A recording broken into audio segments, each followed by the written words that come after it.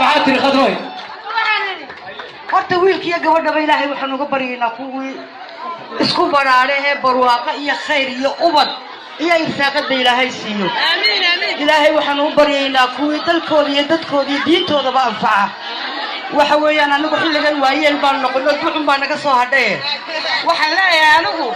waqalanta yaalo way ruuxiyo ilaahba u dhaameeyay إلا ويقصوني الله ناقا مقادا الله ناقا مقادا نجمع قالي إيدا نجمع قالي إيدا تنرشيو وي سيوكو قدريال أدبوه بشوري إلى يوم ويسوق الأنتار